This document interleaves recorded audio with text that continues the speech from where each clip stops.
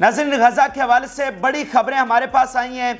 मज़ाहमती तहरीक की जानिब से कई इतराफ़ में इसराइल पर हमला किया गया है, उनके कमांडर्स को मारा गया है, उनकी फ़ौजी गाड़ियाँ उड़ाई गई हैं और उनके जो सोल्जर्स हैं उनको हलाक किया गया है। इसके अलावा रफ़ा जो सिटी है जिसके इर्द गिर्द अब इसराइली फ़ौज ने मुहासरा कर लिया है और ग्रीन लाइट का इंतज़ार कर रही है और अंदर दाखिल होने वाली है, जिस पर सारी दुनिया की नज़रें लगी हुई हैं और सारी दुनिया वार्न कर रही है, लेकिन इसराइल पीछे हटने को तैयार नहीं है। और रफ़ा पर हमले का मतलब है मिस्र से जंग, मिस्र से जंग का मतलब है इलाकाई जंग, जो कि बाद में एक आलमी जंग में तब्दील हो सकती है। तो सूरत हाल इस हद तक ख़राब है और इस वक्त सारी नज़रें रफ़ा पर जमी हुई हैं। लम्हा ब लम्हा वहां से अपडेट्स आ रही हैं। बैकडोर डिप्लोमेसी भी बहुत ज्यादा हो रही है। अभी भी प्रेशर डालने की कोशिश की जा रही है इसराइल पर कि वो ये हमला ना करे, लेकिन आपको पता है कि इसराइल पीछे हटने के लिए तैयार नहीं है। अभी CIA के जो डायरेक्टर हैं वो भी हंगामी तौर पर पहुंचे हैं मिडिल ईस्ट में और बाइडन और नेतन्याहू की कॉल भी हुई है, जिसमें बताया जा रहा है कि बहुत जना एक तरह की शटअप कॉल दी गई है बाइडन की जानिब से नेतन्याहू को। लेकिन नेतन्याहू आपको पता है कि वो जिस तरह का जुल्म वो कर चुका है, अब वो पीछे हटने को तैयार नहीं है। तो वो क्या मामलात बन रहे हैं आपके साथ शेयर करेंगे। जिन लोगों ने चैनल को सब्सक्राइब नहीं किया उनसे रिक्वेस्ट है कि चैनल को जरूर सब्सक्राइब कर लें ताकि हर आने वाली वीडियो आप तक पहुंच सके। नज़रीन, सबसे पहले हम आपको गजा में होने वाले हमलों की तफसीलात से आगाह करते हैं। एक तरफ रफ़ा का मामला है, लेकिन दूसरी तरफ गजा का मामला है। मतलब अब ये लड़ाई इस तरह से हो चुकी है कि रफ़ा वाला मामला थोड़ा सा अलग हो चुका है, बाकी गजा की जंग तो उस तरह से चल ही रही है। तो गजा में जो हमले हुए हैं उनमें से जो 5-7 की तफसीलात है वो मैं आपके सामने रखता हूं, फिर रफ़ा के हवाले से डिस्कस करेंगे। नाज़रीन, बताया जा रहा है कि एक हाउस पर हमला किया गया जिसमें ज़ायनिस्ट फोर्स अंदर मौजूद थी और ये वेस्ट ऑफ खान यूनिस में ये इलाका है और सारी की सारी फौज जो है उनकी जो अंदर मौजूद थी उसको हलाक कर दिया गया। और फिर आप ये बात ज़हन में रखें कि फ़लस्तीनी जिस तरह मलबे में दबे हुए हैं, इसी तरह अब इसराइली भी हंड्रेड्स ऑफ जो इनके फौजी हैं वो भी मलबों तले दब चुके हैं। जो ये बिल्डिंग्स उड़ाई जाती हैं जिनमें इनके फौजी मारे जाते हैं वो भी उसी तरह से दबे हुए हैं। तो वो तादाद सैकड़ों में बन चुकी है। अब फिर वो कह रहे हैं कि हमने जो एनिमी पोजीशंस हैं आर्मी की उन पर बमबारी की है bye barrage of mortar shells in Al हवाज area है, जिस पर मोर्टार के गोलों के साथ जो है वो बमबारी की गई है। फिर वो कह रहे हैं कि हमारे क्लैशेस हुए हैं एनिमी के साथ and vehicles with machine guns, anti personnel and lighting bombs. 3 तरह के जो सबसे बड़े घातक हथियार हैं वो इस्तेमाल किए जा रहे हैं जो क्लैशेस आमने सामने जा रही हैं। फिर नाज़रीन, वो बता रहे हैं कि हमने मिलिट्री कंसंट्रेशंस पर हमला किया है with heavy calibre mortar shells east of Jabalia का ये इलाका है। अब ये चीज़ें जहन में रखते आए कि तमाम जो गजा है पूरे गजा उसमें क्लैशेस और लड़ाई जारी है। अब मैं आगे चलकर आपको बताता हूँ कि ये बात इतनी इंपॉर्टेंट क्यों है और ये वाली बात जो इसराइल का बयानिया है उसकी नफी किस तरह से करती है। फिर नाज़रीन, वो कह रहे हैं कि हमने जो मिलिट्री व्हीकल्स हैं 10-12 उनको निशाना बनाया with RPG shell in Al तकद्दुम access.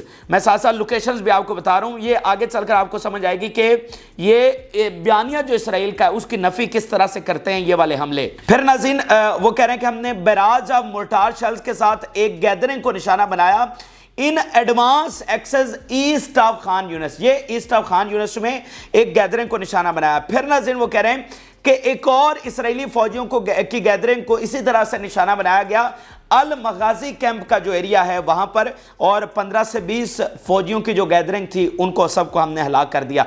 फिर वो कह रहे हैं कि हमने 4 से 6 जो इसराइली टैंक्स हैं नाज़रीन उनको हमने निशाना बनाया यासीन शेल्स के साथ, और ये एरिया है अल जैतून का। इस वक्त जहन में रखें कि 800 से 900 टैंक्स हैं जो ज़राए बताते हैं कि 800 से 900 टैंक्स इसराइल के जिनको गजा में तबाह किया गया है। एक की कीमत $3 मिलियन है और ये इस वक्त वहाँ पे स्टैट्स आ रहे हैं जो इनकी इकॉनमी का हशर हुआ पड़ा है। वो कह रहे हैं 20 साल कम से कम इसराइल पीछे चला गया, इतनी तबाही इकॉनमी को हो चुकी है। फिर वो कह रहे हैं कि हमारे फिरक क्लैशेस जारी हैं in the areas of Khan Younis जहां पर आमने सामने हमारी लड़ाई हो रही है।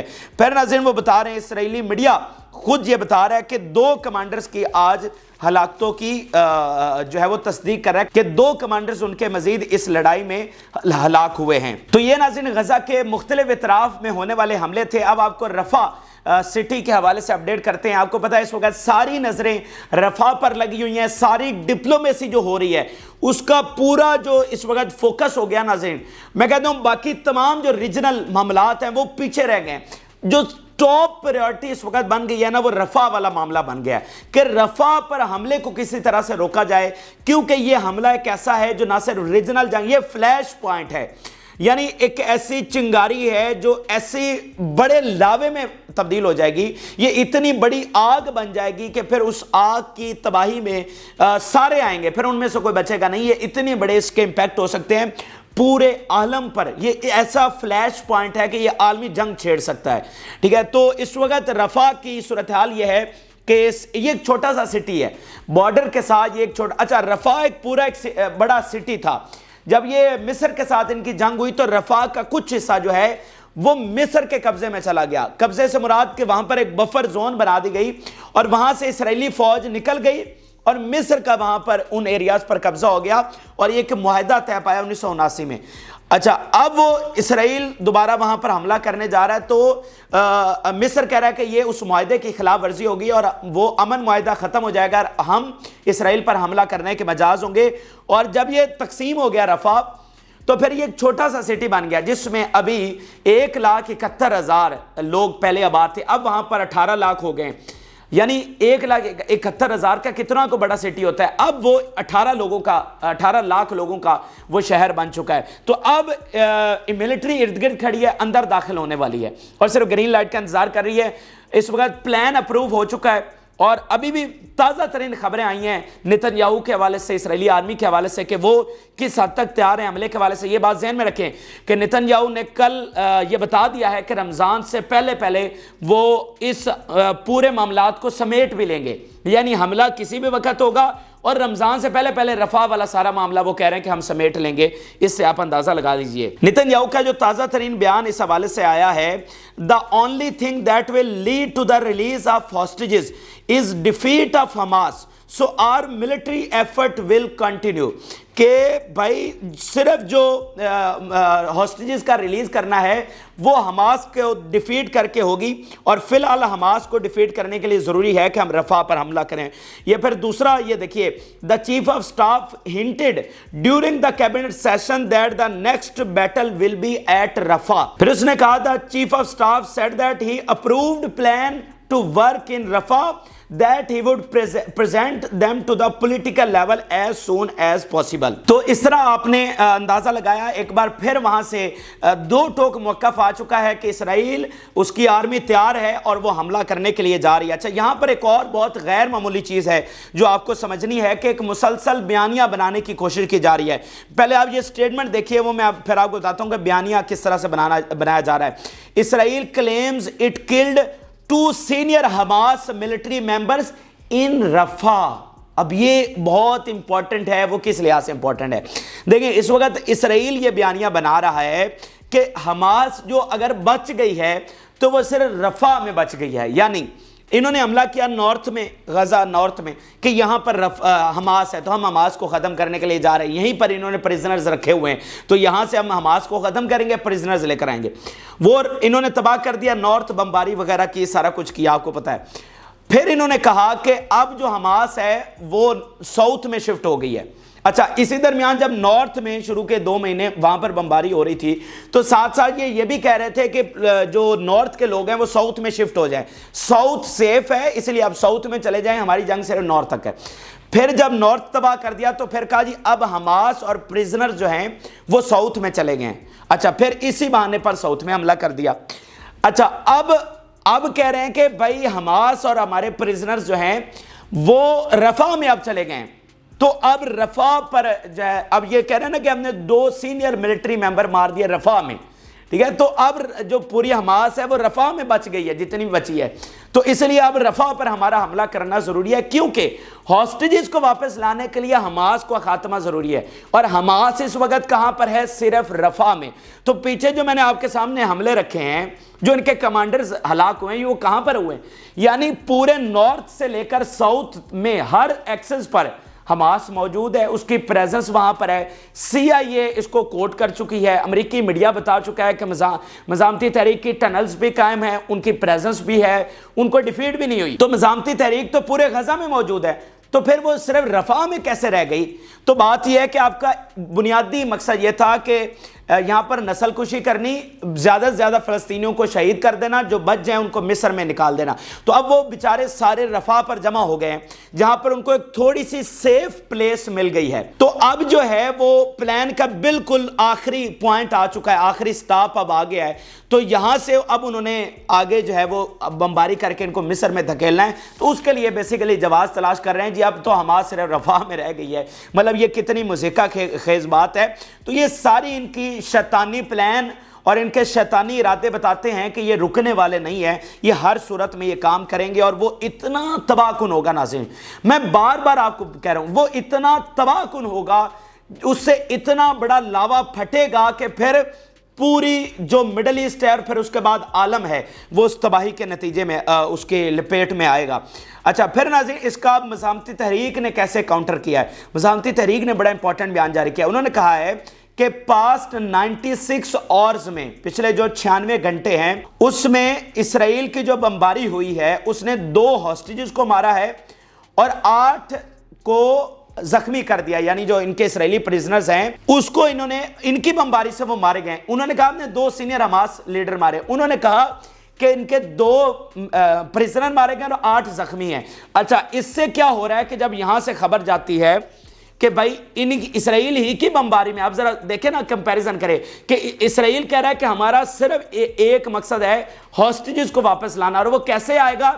ملٹری پریشر کے ذریعے، جنگ کے ذریعے ہم واپس لے کر آئیں گے۔ لیکن جب یہاں سے خبر جاتی ہے کہ ان کی بمباری میں وہی لوگ مارے گئے، ان کے اپنے پریزنر مارے گئے جس کی بنیاد پر یہ جنگ لڑی جا رہی ہے، تو جو تل اویو میں ہو رہا ہے، جو اسرائیل میں ہو رہا ہے، وہ پریشر اور بڑھتا ہے۔ کل کیا ہوا کہ تل اویو میں روڈز بند کیے گئے، جھڑپیں ہوئی فیملیز کی، اور جو وہاں پر پروٹیسٹ کر رہے ہیں اس کو گرفتار کیا پولیس نے۔ ماحول کل سے وہاں پر زیادہ خراب ہے، ہنگاموں کی صورتحال وہاں پر زیادہ پیدا ہو گئی ہے، بہت سارے انہوں نے روڈ بند کر دیے ہیں، مطلب آمنے سامنے لڑائی ایک طرح سے شروع ہو گئی ہے پولیس کے ساتھ۔ تو اب اس خبر کے بعد اور جو پہلے سے خراب صورتحال تھی وہ اور بڑھ گئی ہے کہ انہوں نے بمباری میں کو 20-22 اپنے مار دیے، تو وہ وہاں پر مطلب امریکہ سے بھی پھر آتا ہے، یورپ سے بھی، اندر سے بھی میڈیا بھی کہتا ہے کہ بھائی یہ کون سا ہدف ہے جس کو پورا کریں؟ مطلب تم اگر اور مہینہ جنگ چلتی ہے تو کوئی ایک پریزنر بھی نہیں بچے گا، کوئی ایک پریزنر بھی نہیں بچے گا جس طرح سے تم اپنے لوگوں کو مار رہے ہو، ٹھیک ہے؟ تو مزاحمتی تحریک پوری طرح سے فوجی محاذ پر بھی اور بیانیے کے محاذ پر پوری طرح سے لڑ رہی ہے۔ اچھا ناظرین اگلی خبر بھی بڑی امپورٹنٹ خبر ہے کہ اس پوری صورتحال میں جبکہ یہ اتنی بڑی جنگ بن چکی ہے کہ اس کے امپیکٹ پوری دنیا پر آنے والے ہیں، تو سی آئی اے کے ڈائریکٹر ولیم برنز جو ہیں وہ اس وقت مڈل ایسٹ پہنچے ہیں ہنگامی طور پر، اور بتایا یہ جا رہا ہے کہ وہ دوبارہ سے انہوں نے نیگوسیشن شروع کر دیے ہیں، وہ ایجپٹ میں بھی گئے ہیں، پھر قطر، سعودی عرب، یہ وہ تمام جو جارڈن جو ملک ہیں ان کا وہ دورہ کر رہے ہیں، دوبارہ سے نیگوسیشنز وہاں پر سٹارٹ کر دیے گئے ہیں، تمام جو فریقین ہیں ان کے ساتھ میٹنگز ہو رہی ہیں، موساد کے ساتھ ہو رہی ہیں، تو ایک بار پھر یہ جو رفح پر ہونے جا رہا ہے اس کو روکنے کی کوشش کی جا رہی ہے۔ ٹھیک ہے یہ مذاکرات تو ہو رہے ہیں، لیکن اب جو ہے نا وہ میں نے آپ کہا تھا نا کہ وہ آخری کوشش تھی، جو لاسٹ مذاکرات جو پیرس اکارڈ ہوا ہے، دیکھیں نا اس میں ایک باقاعدہ معاہدہ لکھ لیا گیا جس پر اسرائیل نے ایگری کر لیا، اور جب حتمی ٹائم آیا اس پر دستخط کرنے کا، یعنی اسرائیل کی مشاورت سے، اسرائیل کی موجودگی سے وہ معاہدہ تیار ہوا۔ اب دیکھیں نا کہ پیرس اکارڈ میں حماس تو تھی نہیں، پیرس اکارڈ میں کون تھا؟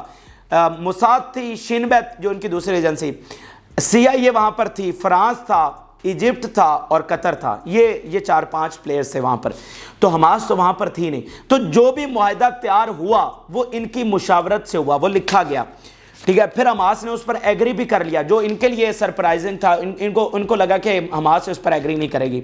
اچھا پھر جب حتمی ٹائم آیا تو خود وہاں سے مکر گئے، تو وہ ایک آخری کوشش تھی جس میں چائنا رشیا کو بھی آن بورڈ لیا گیا, ترکی کو بھی, ایران کو بھی, پورے مڈل ایسٹ کو. تو اگر وہ اتنا ہائی لیول والا معاہدہ, سب کے کنسنسس والا معاہدہ کامیاب نہیں ہو سکا, تو یہ اب معاہدے کچھ نہیں کرنے والے. پیچھے جو بیانات ہم نے نتن یاہو کو دیکھے ہیں وہ تو تیار, ان کی آرمی تیار کھڑی ہے, وہ کہہ رہے ہیں کہ ہم کسی بھی وقت حملہ کر کے رمضان سے پہلے ختم کر دیں گے سب کو. تو مطلب یہ مذاکرات ٹھیک ہے لیکن یہ ان کا کوئی نتیجہ نکلنے والا نہیں ہے. پھر ناظرین خبر یہ بھی آئی ہے کہ بائیڈن اور نتن یاہو میں ایک کال ہوئی ہے, اور بہت امپورٹنٹ کال اس کو بتایا جا رہا ہے کہ بائیڈن نے شٹ اپ کال دیا نتن یاہو کو, اور اس کو کہا ہے کہ تمہاری سپیس اب ختم ہوتی چلی جا رہی ہے اور یہ زیادہ دیر اب یہ کھیل چلنے والا نہیں ہے. اور اس نے کہا کہ ہاسٹیجز ڈیل پر زیادہ فوکس کرو, یہ جو شیطانی کھیل تم مزید کھیلنا چاہ رہے ہو نا, اب یہ پاسبل نہیں ہے, کیونکہ یہ وائٹ ہاؤس کے اعلامیے میں اسی طرح کی چیزیں آئی ہیں. کچھ اور یہ میں آپ کے سامنے رکھنا چاہ رہا ہوں, یہ آپ دیکھیے واشنگٹن پوسٹ اس کو جو ہے وہ بیان کر رہا ہے. What increase the frustration of American officials is their deep doubts that Israel's ability to achieve complete military victory. یعنی جو بہت بڑا ڈیسائیڈنگ فیکٹر یہاں پر ہو رہا ہے کہ امریکہ کو لگتا ہے کہ یار اگر ہم سپورٹ کر بھی دیں تو یہ مزاحمتی تحریک کو تو ہرا نہیں سکتا, یعنی چلے ہم یہ جو کرنا چاہ رہے ہیں اس کو پھر بھی سپورٹ کر لیں اور تمام پریشر کو بھی ہینڈل کر لیں, عربوں کو بھی ذرا ایک بار پھر شٹ اپ کال دے دے, سارا پریشر اندر کا باہر کا. لیکن مسئلہ یہ کہ حماس تو قائم ہے, حماس تو ہار ہی نہیں رہی, اور نہ یہ اسرائیل میں اتنی کیپیبلٹی ہے کہ وہ حماس کو ہرا سکے, اس لیے ہم اپنے مفادات کا نقصان پہنچا کر پھر ان کو سپورٹ کیوں کریں. یہ میں نہیں کہہ رہا, یہ واشنگٹن پوسٹ ان کا سب سے بڑا ادارہ کہہ رہا ہے. پھر اس نے کہا U S leaders doubt Netanyahu's claim that he destroyed 2/3 of Hamas fighting brigades, کہ وہاں پر کوئی یقین کرنے کو تیار ہی نہیں ہے کہ نتن یاہو جو کلیم کر رہا ہے کہ ہم نے 2/3 حماس کی برگیڈز کو ختم کر دیا ہے, کوئی اس پر یقین کرنے کو تیار نہیں ہے. سب یہ کہہ رہے ہیں کہ یہ جھوٹ بول رہا ہے نتن یاہو, ایسا ہو نہیں سکتا. پھر آپ دیکھیے growing frustration with Netanyahu prompted some Biden aides to urge the president to be more publicly critical of the Israeli Prime Minister regarding the military operation in Gaza. کہ جو بائیڈن کے ساتھی ہیں, جو باقی سینیٹرز ہیں اور ساتھی, انہوں نے کہا ہے بائیڈن کو کہ اب وقت آ گیا ہے کہ کھل کر پبلکلی سخت ترین پوزیشن لی جائے, جو ہے نا اگلا جو سٹیپ ہے اب اس کا وقت آ گیا ہے کہ سٹرونگ ترین پوزیشن لینی پڑے گی, وگرنہ معاملات حل نہیں ہوں گے. پھر ناظرین اس میں اب نتن یاہو کی ہٹ درمی آگے سے دیکھیے. نتن یاہو کہہ رہا ہے I have not spoken with Biden since his statements about Israel's military response being exaggerated. یہ جو بائیڈن نے پچھلا بیان دیا تھا کہ جو رسپانس دیا گیا اسرائیل کی جانب سے وہ ایگزیجریٹڈ تھا, وہ اس نے لمٹ کراس کر دیا 7 اکتوبر کا جو اس نے رسپانس دیا ہے. حالانکہ سپورٹ سارا امریکہ نے کیا, جو کچھ ہوا امریکہ کی مرضی سے ہوا, جو کچھ اب بھی ہو رہا ہے وہ امریکہ کی مرضی سے ہو رہا ہے, امریکہ کی مدد کے ساتھ ہو رہا ہے. لیکن اندر سے اختلافات کشیدگی بڑھ رہی ہے, اور وہ بڑھتی ایک دن اس نتیجے پر پہنچ جائے گی کہ پھر امریکہ کے لیے ان کے ساتھ کھڑا ہونا مشکل ہو جائے گا. یہ ساری تفصیلات میں آپ کو بتا چکا ہوں, لیکن بات کرنے کا مقصد یہ ہے کہ ایک طرف تو ساری یہ کشیدگی ہے, لیکن دوسری طرف مطلب نتن یاہو پیچھے ہٹنے کو تیار نہیں ہے. وہ تو کہہ رہے کہ مطلب کون بائیڈن کون امریکہ, مطلب ہم اپنا جو آپریشن ہے اس کو کامیاب کریں گے. اچھا پھر ناظرین فرانس کا بیان آیا کہ we express our deep concern about the Israeli strikes on Rafah. پھر اس نے کہا we reiterate our call to stop fighting in Gaza to avoid disaster. تو یہ فرانس کا بیان ہو گیا. اس کے ساتھ ساتھ ناظرین کچھ اور فیک بیانیاں اس طرح سے بنانے کی کوشش کی جا رہی ہے. یہ ظلم کی انتہا ہے جو اس وقت کر رہے ہیں, یعنی ظلم بھی کر رہے ہیں اور ساتھ جو کہتے ہیں نا کہ اس کا پرچار بھی کر رہے ہیں. یہ آپ دیکھیے کہ UNRWA کے حوالے سے نیا گھٹیا پروپیگنڈا کیا کیا گیا ہے. اکلوتا ادارہ جو ریلیف کے لیے قائم ہوا تھا فلسطینیوں کے, کہہ رہے ہیں جی Israel says it found Hamas tunnels under UNRWA's Gaza headquarter. Aid agencies deny that knowledge, کہ جناب UNRWA کے ہیڈ کوارٹر کے نیچے حماس کے ٹنلز ہیں. اسی بیانیے کے ساتھ انہوں نے ہاسپٹلز کو نشانہ بنایا, اسی بیانیے کے ساتھ انہوں نے مساجد اور سکولز اور یونیورسٹیز کو تباہ کیا کہ جناب اس کے نیچے ٹنلز ہیں, اور وہ کبھی بھی ثابت نہیں کر سکے.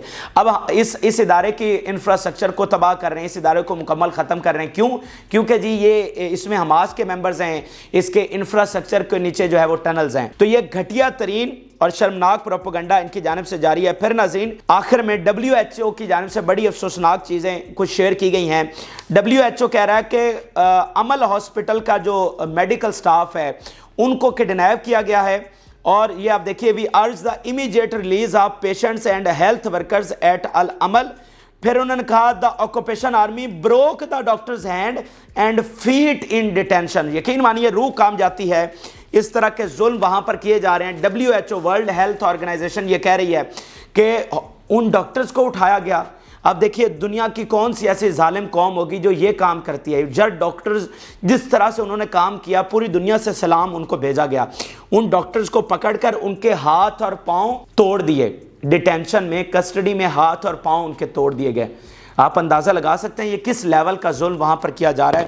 تو ہم مغرب پر تنقید کر رہے ہیں, لیکن اپنے گریبانوں میں بھی یہ عرب جھانکیں, یہ مسلمان جھانکے جو ابھی تک ہتھیار دے رہے ہیں, ابھی تک اکنامک اسسٹنس دے رہے ہیں, ابھی تک تیل بند نہیں کر سکے, ابھی تک اسرائیل کی ایئر سپیس بند نہیں کر سکے. تو کیا یہ جو کچھ اسرائیل کر رہا ہے, اگر ہم کہتے ہیں کہ اس میں امریکہ برابر کا شراکت دار ہے, مغرب برابر کا شراکت دار ہے, تو کیا ہمارے وہ ملک شراکت دار نہیں ہے جو ابھی تک بھی اسرائیل کی مدد کر رہے ہیں؟ ابھی تک بھی کچھ عرب ملکوں کے اندر جو اسرائیل کا جھنڈا ہے وہ لہرا رہا ہے, تو کیا وہ اس میں شراکت دار نہیں ہے؟ یہ بڑا سوال ہے جو پیدا ہوتا ہے. یہ عام ترین اور تازہ ترین حقائق ہیں جو کہ آپ کے ساتھ شیئر کیا. آپ اپنی رائے ضرور آگاہ کریں. جن لوگوں نے چینل کو سبسکرائب نہیں کیا ان سے ریکویسٹ ہے کہ چینل کو ضرور سبسکرائب کر لیں تاکہ ہر آنے والی ویڈیو آپ تک پہنچ سکے. اجازت, اللہ حافظ.